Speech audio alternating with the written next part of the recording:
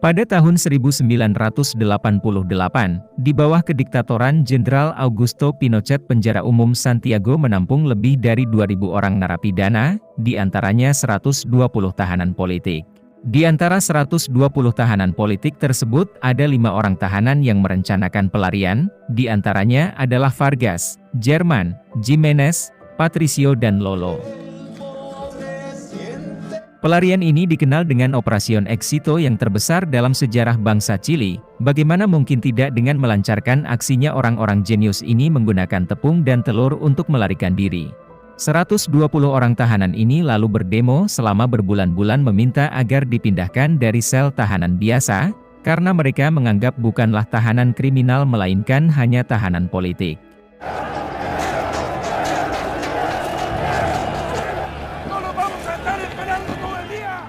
Setelah dipindahkan, para tahanan ini memilih kamar dengan pilihannya masing-masing. Vargas berlari menuju kamar nomor 50, namun ternyata kamar tersebut sudah ada yang nempatin. Mau tak mau Vargas pun berpindah ke kamar nomor 51. Hal ini membuat teman-temannya bertanya dan sedikit kesal karena kamar mereka agak berjauhan. Ini bisa mengacaukan operasi mereka yang akan melarikan diri. Namun Vargas meyakinkan bahwa pelariannya akan tetap berjalan lancar.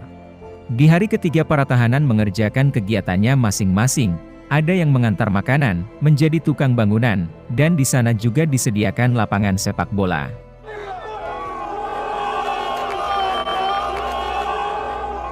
Ketika di pinggir lapangan, Vargas, Jiménez, dan Germán sedang membicarakan tentang pelariannya, namun Vargas bersama Jiménez terlibat pertengkaran yang membuat suasana menjadi tegang. Itu disebabkan karena kejadian di masa lalu yang mengakibatkan rencana mereka gagal. Jadi mereka ini kriminal politik yang berbeda pendapat dengan kepemimpinan Jenderal Augusto Pinochet sehingga ingin menjatuhkannya. Waktu itu Vargas bersama yang lainnya melakukan penyerangan, namun usaha mereka gagal dan berakhir di penjara. Setelah semuanya kembali mencair, dengan keahliannya Vargas mulai menghitung tanah yang akan digali, kira-kira kurang lebih dari 70 meter panjang terowongan yang akan mereka buat. Dan setidaknya 50 atau 70 ton tanah yang mereka pindahkan. Pertanyaannya, di manakah tanah sebanyak itu akan mereka simpan? Saat ingin kembali ke selnya, Jiménez dihampiri oleh tahanan lain yang bernama Bigot. Dia berkata kepada Jiménez apa punya rencana atau tidak untuk lari dari penjara ini, namun Jiménez tidak berkata apapun karena takut jika Bigot adalah mata-mata sipil. Di hari kelima mereka mulai melancarkan aksinya. Pertama-tama mengukur tembok dan lalu menggergajinya, setelah itu membuat adonan untuk menyamarkan warna cat tembok tersebut. Sementara itu Vargas mulai membuat lubang untuk akses menuju platform, karena mereka berniat membuang tanahnya di atas platform sel penjara. Namun tiba-tiba ada insiden yang terjadi, semua pun panik dan lalu Jiménez mengambil telur ke dapur penjara. Sementara itu Lolo pergi untuk mengambil poster. Setelah semua bahan-bahan yang dibutuhkan sudah siap, Vargas segera mencampurnya bersama tepung telur dan sedikit potongan kertas untuk membuat tembok tiruan. Sialnya waktu itu para sipil datang untuk memeriksa sel kamar penjara, lalu kemudian Lolo menyanyikan sebuah lagu dengan keras untuk memberi kode pada teman-temannya. Mendengar kode tersebut Vargas semakin mempercepat pekerjaannya, dan setelah semuanya beres mereka menggunakan poster untuk menutupi lubang tersebut, kemudian para sipil pun datang untuk memeriksa kamar mereka. Setelah masuk ke dalam, salah satu penjaga mengambil beberapa poster, namun untungnya aksi pelarian ini masih belum diketahui. Keesokan harinya seorang tahanan politik yang bernama Oscar Lira dijebloskan ke penjara. Oscar dikenal sebagai orang yang gigih memperjuangkan demokrasi, maka tidak heran jika ia dikenal oleh beberapa tahanan. Lalu di hari ke-11 datang seorang pengacara yang bernama Fabiola, tak berselang lama juga datang seorang jaksa yang bernama Andrade. Andrade lah yang memastikan tahanan politik ini akan dihukum seberat-beratnya. Kemudian Fabiola mendatangi Oscar. Kedatangannya untuk kepentingan tentang kasusnya dan ia juga meminta tanda tangan Oscar. Di hari ke-34 para keluarga diizinkan untuk menjenguk para tahanan. Terlihat semua menikmati hari bersama dengan kerabat terdekat mereka, tetapi tidak dengan Jiménez bersama istrinya yang bernama Folina. Folina berencana pindah dari kota tersebut dan membawa kedua anak mereka. Namun Jiménez sebagai kepala keluarga tidak setuju dan mereka berakhir dengan pertengkaran. Di hari ke-59 5 orang tahanan yang hendak melarikan diri terus mengerjakan operasi pelarian. Setiap jam yang sudah ditentukan mereka bergantian menggali tanah dan membuangnya ke atas plafon.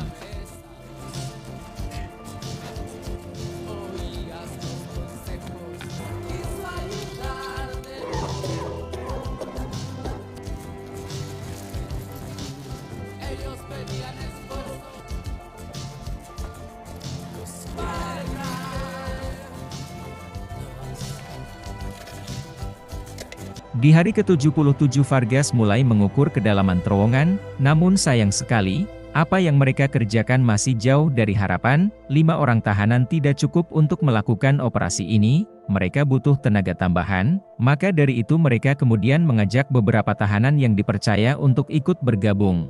Sementara itu Oscar terus memberontak sehingga ia harus menginap di sel terpisah selama 1 minggu. Kini pekerjaan mereka pun semakin mudah, tanah yang digali bisa langsung dinaikkan ke atas atap lewat sel penjara tahanan lainnya. Pekerjaan ini membutuhkan stamina yang kuat sehingga mereka disarankan untuk menjaga pola makan, berolahraga, serta tidak boleh terlihat kelelahan. Setiap harinya mereka harus membuang tanah sebanyak 100 kg, dan setiap 2 jam sekali akan ada pergantian shift. Ketika sedang bermain sepak bola, Oscar berbicara kepada Jimenez tentang apa yang diketahuinya. Ternyata Oscar sudah curiga dengan gerak-gerik beberapa tahanan dan tahu tentang pelarian ini, maka dari itu Oscar meminta kepada Jimenez untuk ikut bergabung. Hal ini membuat Jimenez agak sedikit kesal, namun pada akhirnya Oscar pun ikut dalam operasi mereka. Tenemos que resolver el transporte de escombros usando. Di hari ke-182 para keluarga diizinkan kembali menjenguk para tahanan, kemudian Jimenez memberitahukan tentang pelariannya kepada Folina. Ia juga meminta kepada istrinya untuk mencari bantuan dari luar. Hingga masuk hari ke-205 saat beberapa orang sedang menggali terowongan, tiba-tiba para sivil berdatangan untuk melakukan pemeriksaan. Vargas segera berlari untuk memberitahukan teman-temannya. Kemudian Jimenez menyuruh Nicolas bersama Lolo untuk cepat keluar dari terowongan. Dengan keadaan terdesak akhirnya mau tak mau Jimenez harus membuat keributan untuk mengulur waktu.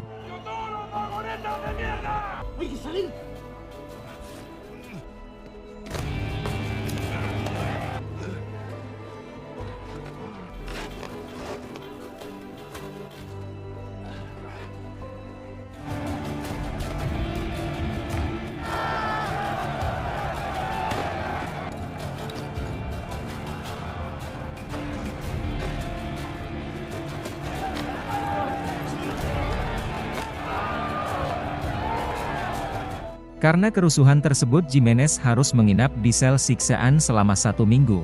Sementara itu tahanan lainnya dikumpulkan di lapangan. Saat Andrade datang, semua para tahanan pun menyanyikan sebuah lagu yang berisi revolusi.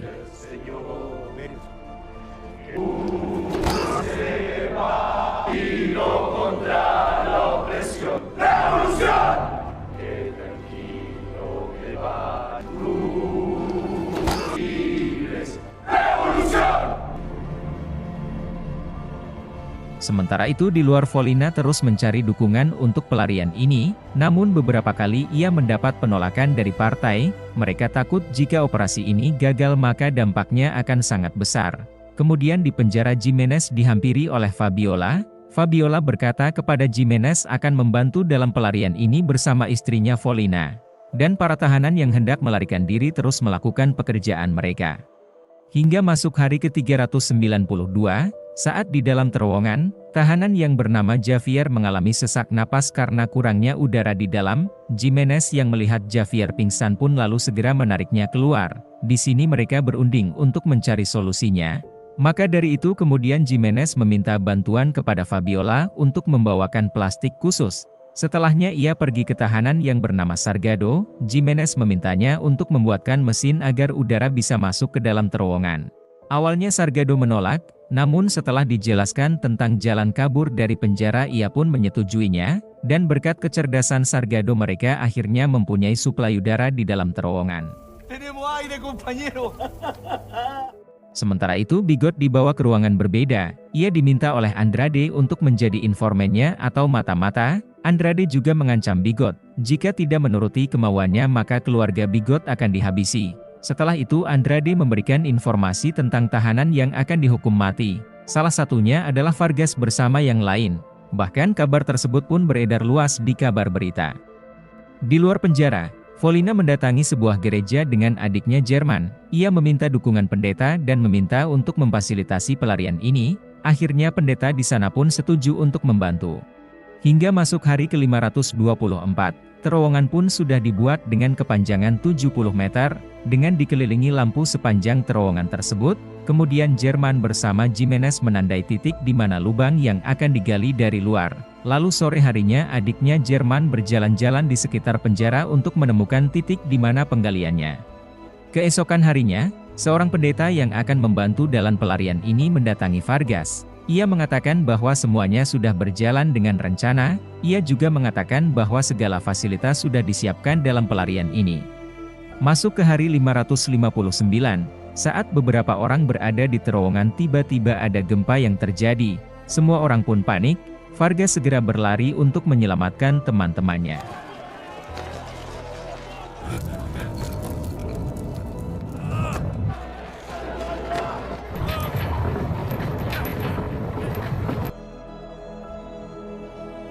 Untungnya gempa itu tak berlangsung lama dan terowongan mereka tidak runtuh. Di sini mereka pun berunding untuk memutuskan agar secepatnya melarikan diri. Takutnya ada gempa susulan. Selain itu kemungkinan buruk lainnya bisa saja para sipil menemukan terowongan mereka. Pada kunjungan berikutnya, semua para keluarga menjenguk kembali para tahanan. Mereka semua berpelukan karena bisa saja pelarian ini gagal dan hukumannya jauh lebih berat, atau bisa ditembak di tempat.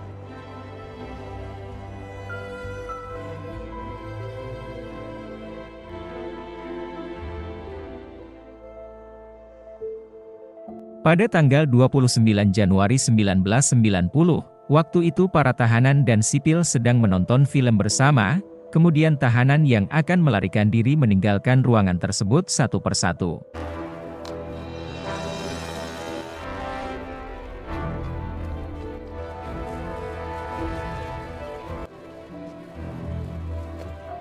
Bigot yang menyadari Jimenez dan Vargas tidak ada di ruangan tersebut pun mulai mencarinya. Saat dalam perjalanan ia dihadang oleh tahanan yang bernama Emilino, namun Bigot memberontak. Sampai di kamarnya Jimenez, ia menyadari bahwa ternyata orang-orang ini sudah melarikan diri. Ia berniat mengadu pada sipil, namun ditahan oleh Oscar dan terjadilah perkelahian. Sementara itu para tahanan yang berada di terowongan terus menunggu lubang yang digali dari luar, sambil merasakan kecemasan dan rasa takut jika mereka diketahui oleh sipil atau terowongan itu bisa saja runtuh. Namun tak berselang lama adiknya Jerman mulai menggali lubang untuk mereka dari luar.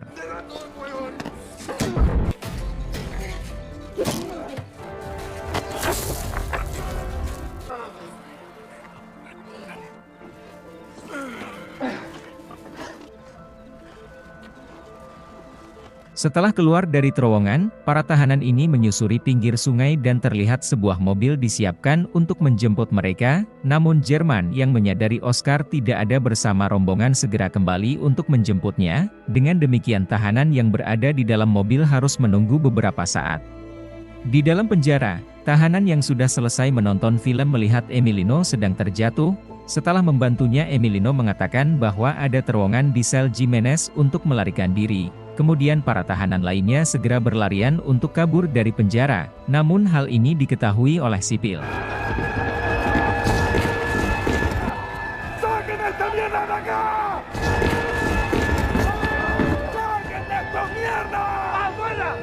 Karena para sipil berdatangan, tahanan yang hendak melarikan diri ditangkap kembali, namun beberapa di antaranya berhasil keluar dari terowongan. Sementara itu terlihat Oscar berada di dalam kamar mandi penjara. Ia tidak kuat untuk melanjutkan pelarian karena terluka parah. Tahanan yang berada di dalam mobil kemudian memutuskan untuk pergi, karena sudah terlalu lama menunggu. Namun tak berselang lama Jerman datang tanpa membawa Oscar bersamanya.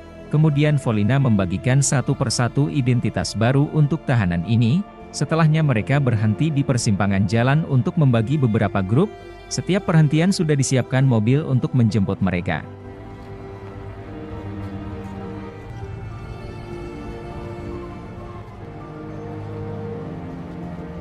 Total dari 120 orang tahanan politik, 49 diantaranya telah melarikan diri.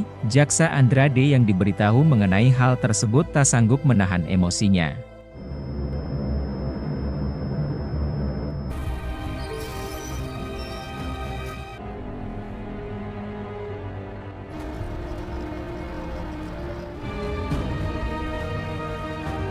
Pelarian ini dikenal dengan Operasion Éxito, pembobolan penjara terbesar bangsa Chili. Tahanan yang kabur memutuskan untuk tinggal di luar negeri, sampai Jenderal Augusto Pinochet tumbang lalu digantikan Presiden Patricio Aylwin, status tahanan mereka pun dicabut.